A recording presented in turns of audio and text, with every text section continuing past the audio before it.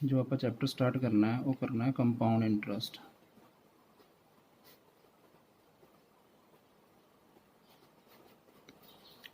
इस तो पहला आप चैप्टर जो डिस्कस किया सी वो किया सी सिंपल इंटरस्ट।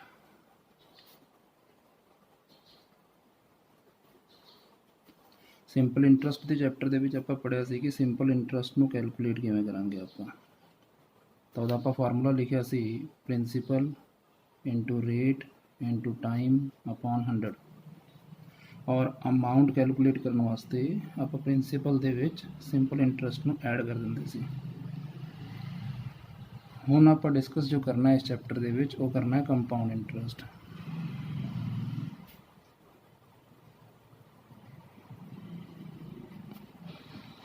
इत्थे आपां पहला कैलकुलेट करांगे अमाउंट। और अमाउंट कैलकुलेट करने वास्ते आप फार्मूला लगा के चलेंगे principal into 1 plus rate upon 100 power T. और कंपाउंड इंटरस्ट कैलकुलेट करने दे वास्ते आप फार्मूला लावांगे अमाउंट माइनस प्रिंसीपल। टर्मिनोलॉजी बेटा सेम रहेगी। P4 principal amount,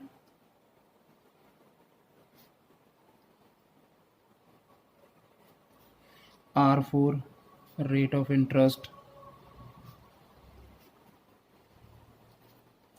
T4 time period,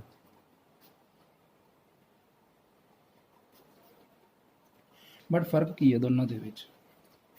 तो बेटा जो आप सिंपल इंटरस्ट कैलकुलेट करते सी फॉर एग्जांपल अपनी प्रिंसीपल अमाउंट जी है वो है 1000 रुपये की और रेट ऑफ इंटरस्ट जो है वो है 5% पर एनम और टाइम जो है सपोज करो वो है 2 साल का। तो आप सिंपल इंटरस्ट कैलकुलेट करते सी principal into rate into time upon 100। तो अपना सिंपल इंटरस्ट इस दे अकॉर्डिंग जो आप इस अमाउंट से कैलकुलेट करिए तो वो बनेगा 100 रुपये। यानी कि 1000 रुपये की प्रिंसीपल अमाउंट के उत्ते 5% के ब्याज के हिसाब नाल 2 सालों का 100 रुपये इंटरस्ट बनेगा। और अमाउंट बनेगी प्रिंसीपल प्लस सिंपल इंटरस्ट यानी कि 1100 रुपये।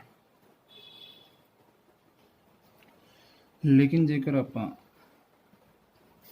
यही प्रिंसीपल अमाउंट यही रेट ऑफ इंटरस्ट और यही टाइम पीरियड इसनूं लैके कंपाउंड इंटरस्ट कैलकुलेट करिए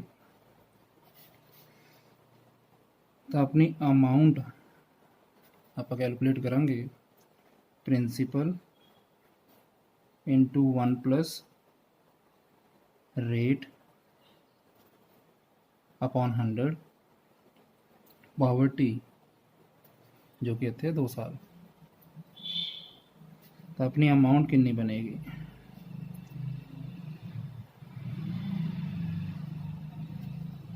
एलसीएम लैके 105/100 पावर 2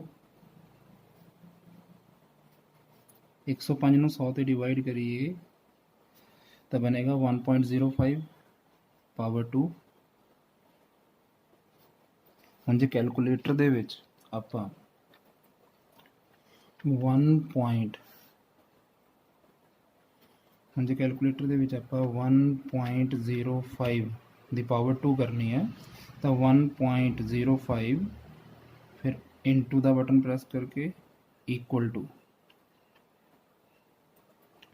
जे आप पावर 2 करनी है तो ऊपर अपने को 3 टाइम्स मल्टीप्लाई करने हैं। ठीक तो ये बना 1.1025 1.1025 इसमें जो आप मल्टीप्लाई करिए 1000 के नाल तो ये बनेगा अपना 1102 रुपये 50 पैसे।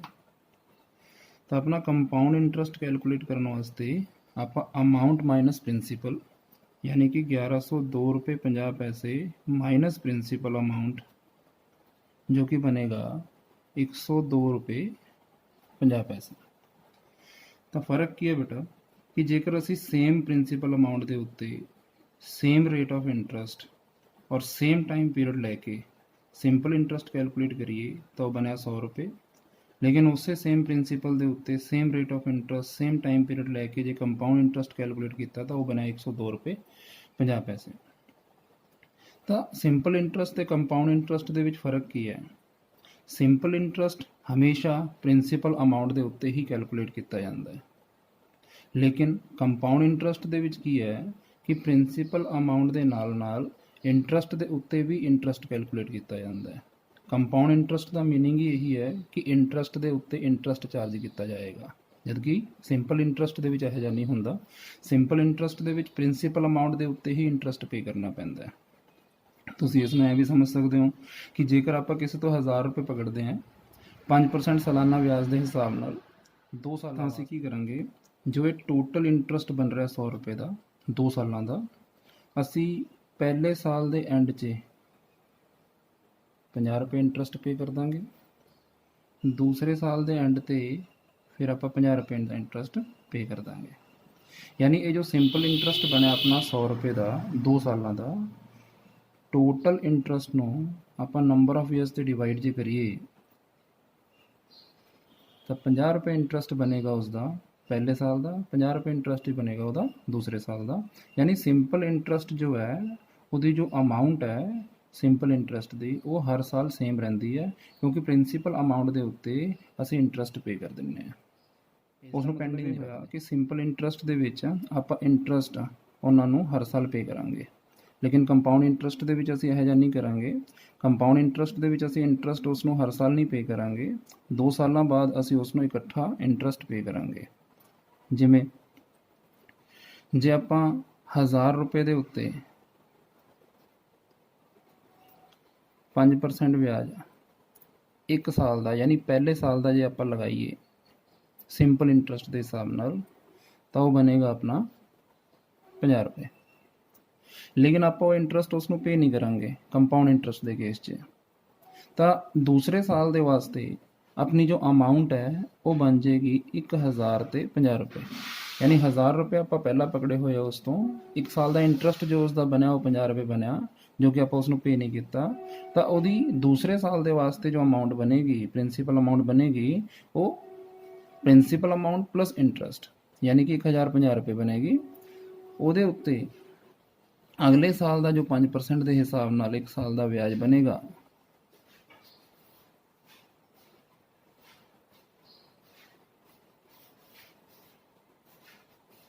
वो बनेगा 52 रुपये 50 पैसे। तो इस तरीके नाल टोटल जो कंपाउंड इंटरस्ट बनेगा वो बनेगा 102 रुपये 50 पैसे। ਇਹਦਾ मतलब ये होया कि सिंपल इंटरस्ट ਦੇ ਵਿੱਚ ਜਦੋਂ भी आप इंटरस्ट कैलकुलेट करांगे सेम प्रिंसीपल अमाउंट के उत्ते करांगे, या ये कह लो कि प्रिंसीपल अमाउंट हमेशा सेम रहेगी। लेकिन कंपाउंड इंटरस्ट के विच ਇਹੋ ਜਿਹਾ नहीं ਹੁੰਦਾ, ਉਹਦੇ ਵਿੱਚ हर पीरियड के वास्ते जो अपनी प्रिंसीपल अमाउंट है वो चेंज होती जाती है, वो ਵੱਧਦੀ ਜਾਂਦੀ है, ਜਿਹਦੇ ਵਿੱਚ पिछले पीरियड का इंटरस्ट भी इनकलूड ਹੁੰਦਾ ਜਾਂਦਾ है। तो कंपाउंड इंटरस्ट का मीनिंग ये है कि इंटरस्ट कंपाउंड होता जाएगा, यानी कि इंटरस्ट इनकलूड होता जाएगा। तो बेटा सिंपल इंटरस्ट तो कंपाउंड इंटरस्ट के की डिफरेंस है वो तो आप देख लिया, लेकिन हम कंपाउंड इंटरस्ट का जो कंसैप्ट है उसमें थोड़ा डीपली आप स्टडी कर लीए।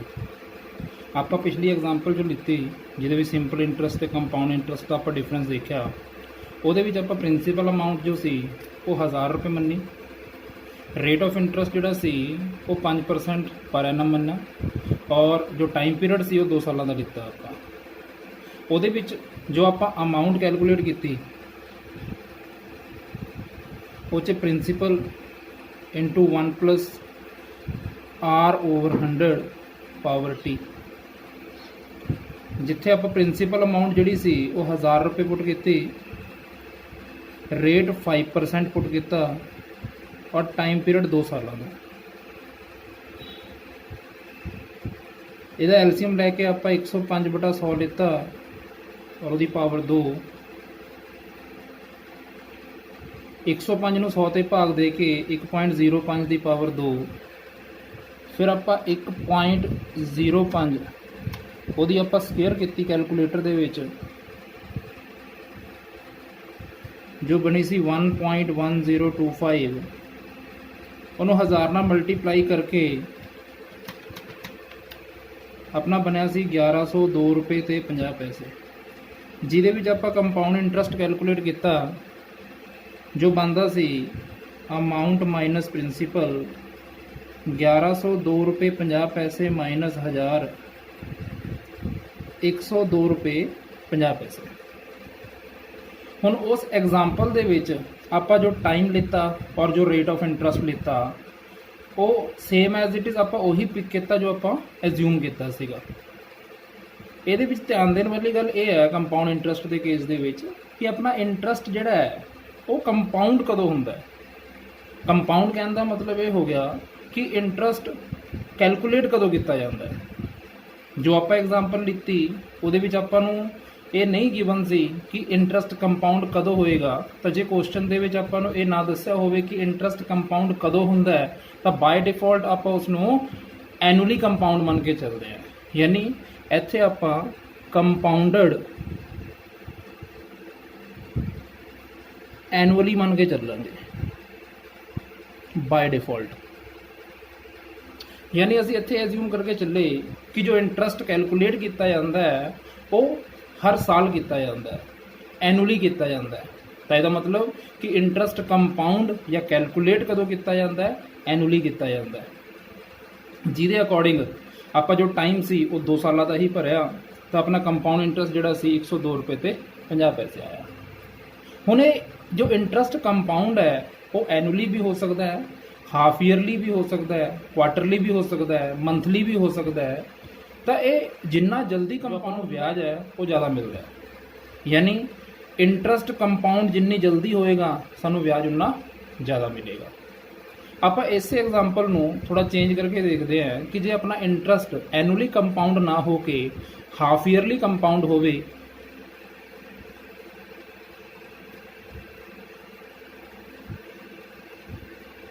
ਕੰਪਾਊਂਡਡ ਹਾਫ ਈਅਰਲੀ, ਜਿਹਨੂੰ ਆਪਾਂ ਸੈਮੀ ਐਨੂਅਲੀ ਵੀ ਕਹਿ ਸਕਦੇ ਹਾਂ। ਯਾਨੀ ਆਪਣਾ ਇੰਟਰਸਟ ਜੇਕਰ ਆਪਾਂ ਕਹੀਏ ਕਿ ਕੰਪਾਊਂਡ ਕਿਵੇਂ ਹੋ ਰਿਹਾ ਹੈ, ਆਪਣਾ ਇੰਟਰਸਟ ਜੋ ਕੰਪਾਊਂਡ ਹੋ ਰਿਹਾ ਹੈ ਉਹ ਹਾਫ ਈਅਰਲੀ ਹੋ ਰਿਹਾ ਹੈ, ਤਾਂ ਉੱਥੇ ਆਪਾਂ ਕੀ ਕਰਾਂਗੇ। देखो प्रिंसीपल अमाउंट जी है अपनी वो सेम एज इट इज़ वही है 1000 रुपये। रेट जो सी अपना वो 5% पर एनम सी। हुण जेकर अपना इंटरस्ट हाफ ईयरली कंपाउंड होंदा है तो सानू उस केस दे विच की करना पेगा, ये जो रेट ऑफ इंटरस्ट है ये साल दा है और साल दे विच 2 हाफ ईयर होंदे है, यानी 6-6 महीने के 2 पीरियड बनते हैं। तो आप की करांगे अपने रेट नू 2 ते डिवाइड कर देंगे, तो अपना जो रेट बनया वो बनया 2.5% हाफ ईयरली। उस तरीके नाल अपना जो टाइम है वो सी अपने को 2 सालों का, लेकिन 1 साल दे विच 2 हाफ ईयर होंदे आ। तो आप की करांगे नंबर ऑफ ईयर्स नू 2 नाल मल्टीप्लाई कर देंगे। ਇਹਦਾ मतलब कि जे हाफ ईयरली कंपाउंड हो रहा अपना इंटरस्ट तो आप रेट नू 2 ते डिवाइड कर देंगे और टाइम नू 2 ते मल्टीप्लाई कर देंगे। तो आप ये कह सकते हैं कि अपने 2 सालों दे विच 4 हाफ ईयर्स बननगे।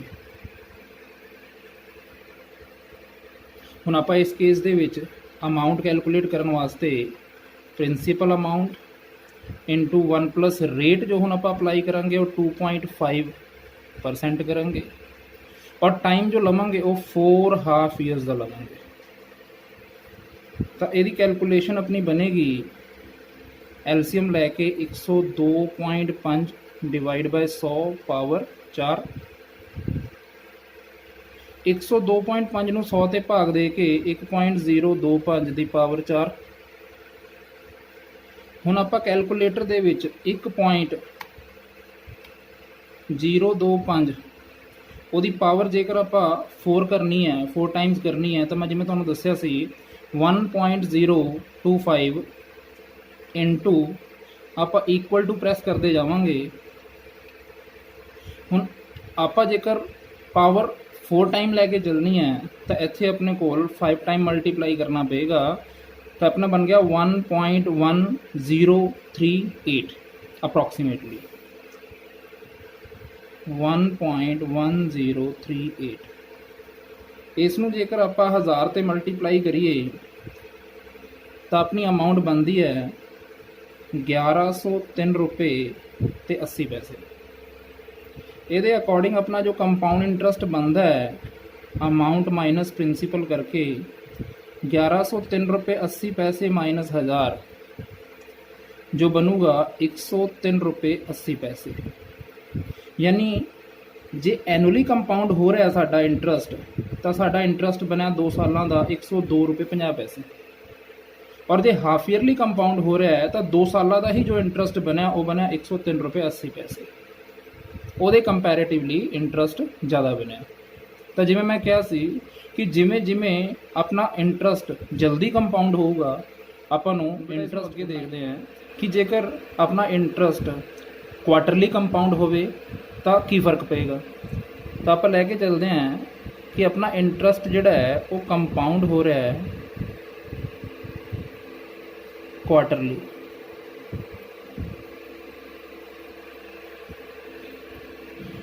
हुण इस केस च प्रिंसीपल अमाउंट तो बेटा वही है 1000 रुपये। रेट जो आप लैके चलेंगे वो 5% पर एनम सीगा, यानी साल का जो रेट ऑफ इंटरस्ट सी वो 5% सी। हुण अपना जो इत्थे इंटरस्ट कंपाउंड हो रहा है वो क्वार्टरली हो रहा है और क्वार्टरली मीनस 3-3 महीनों का पीरियड, यानी कि 3 महीने बाद ब्याज लग जाएगा। तो जे आप अपने साल नूं 3-3 महीनों के पीरियड के डिवाइड करिए तो साल च 4 क्वार्टर बननगे। तो आप अपना जो रेट है उसनूं 4 ते डिवाइड कर देंगे। जिमें आप इत्थे अपना रेट जो सी वो 2 ते डिवाइड करता सी क्योंकि 1 साल च 2 हाफ ईयर होणगे। इत्थे आप रेट नूं 4 ते डिवाइड करता क्योंकि 1 साल दे विच 4 क्वार्टर होणगे।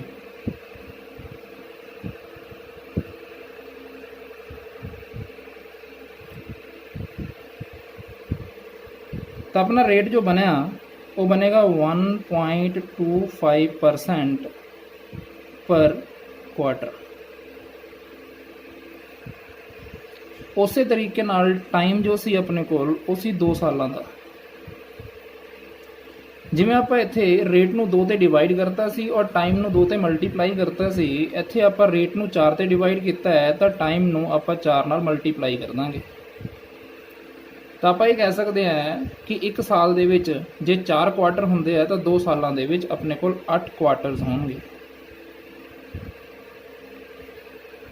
हुण जो अपनी अमाउंट बनेगी वो प्रिंसीपल इंटू 1 प्लस रेट आप इत्थे लवांगे 1.25% और टाइम लवांगे 8 क्वार्टर्स। तो एलसीएम लैके ये बनेगा बेटा 101.25 बटा 100 पावर 8। जे 101.25 नूं 100 ते डिवाइड करिए तो यह बना 1.0125 की पावर 8। हुण 1.0125 यदि पावर आप 8 करनी है कैलकुलेटर दे विच तो आप जिवें कि मैं पहला दस्या कि उस नंबर नूं मल्टीप्लाई और फिर आप इक्वल टू प्रैस करते जावांगे। और कदों तक प्रैस करते जावांगे जदों तक अपने कोल इत्थे 9 नहीं आ जाता, क्योंकि आपां नूं पावर 8 चाहिए है तो इत्थे 9 टाइम मल्टीप्लाई होना चाहिए है। तो अपने कोल अप्रॉक्सीमेटली ये फिगर बन गई 1.1045। जे इसनूं आपां 1000 ते मल्टीप्लाई करिए तो ये बनेगी अपने कोल 1104 रुपये ते 50 पैसे। इस तरीके नाल अपना जो कंपाउंड इंटरस्ट बनेगा अमाउंट माइनस प्रिंसीपल करके वो बनेगा 1104 रुपये 50 पैसे माइनस 1000 यानी कि 104 रुपये 50 पैसे।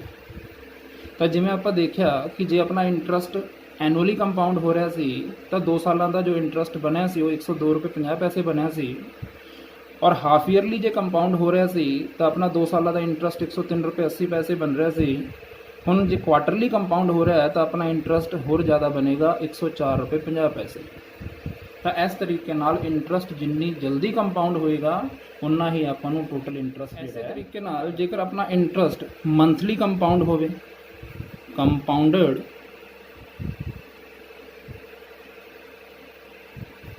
ਮੰਥਲੀ, ਤਾਂ ਉਸ ਕੇਸ 'ਚ ਆਪਣੀ ਪ੍ਰਿੰਸੀਪਲ ਅਮਾਊਂਟ ਉਹੀ ਰਹੇਗੀ 1000 ਰੁਪਏ। ਰੇਟ ਜੋ ਸੀ ਆਪਣਾ ਉਹ 5% ਪਰ ਐਨਮ ਸੀ। ਹੁਣ ਮੰਥਲੀ ਜੇਕਰ ਆਪਣਾ ਇੰਟਰਸਟ ਕੰਪਾਊਂਡ ਹੁੰਦਾ ਹੈ ਤਾਂ 1 ਸਾਲ ਦੇ ਵਿੱਚ ਆਪਣੇ ਕੋਲ 12 ਮੰਥ ਨੇ, ਤਾਂ ਆਪਾਂ 12 ਤੇ ਆਪਣਾ ਰੇਟ ਜੋ ਹੈ ਉਹ ਡਿਵਾਈਡ ਕਰ ਦਾਂਗੇ। ਤਾਂ 5% ਨੂੰ ਜੇਕਰ ਆਪਾਂ 12 ਤੇ ਡਿਵਾਈਡ ਕਰੀਏ ਤਾਂ ਇਹ ਨੀਅਰ ਅਬਾਊਟ ਬਣਦਾ ਹੈ 0.417% ਪਰ ਮੰਥ। ਔਰ ਜੋ ਆਪਣਾ ਟਾਈਮ ਬਣੇਗਾ, ਜਿਵੇਂ ਕਿ ਆਪਣੇ ਕੋਲ 2 ਇਅਰਸ ਦਾ ਟਾਈਮ ਪੀਰੀਅਡ ਸੀ, ਆਪਾਂ ਜਦੋਂ ਹਾਫ ਈਅਰਲੀ ਕੰਪਾਊਂਡ ਹੋ ਰਿਹਾ ਸੀ ਤਾਂ ਰੇਟ ਨੂੰ 2 ਤੇ ਡਿਵਾਈਡ ਕੀਤਾ ਸੀ, ਟਾਈਮ ਨੂੰ 2 ਤੇ ਮਲਟੀਪਲਾਈ ਕੀਤਾ ਸੀ। ਕੁਆਟਰਲੀ ਕੰਪਾਊਂਡ ਹੋ ਰਿਹਾ ਸੀ ਤਾਂ ਰੇਟ ਨੂੰ 4 ਤੇ ਡਿਵਾਈਡ ਕੀਤਾ ਸੀ, ਟਾਈਮ ਨੂੰ 4 ਤੇ ਮਲਟੀਪਲਾਈ ਕੀਤਾ ਸੀ।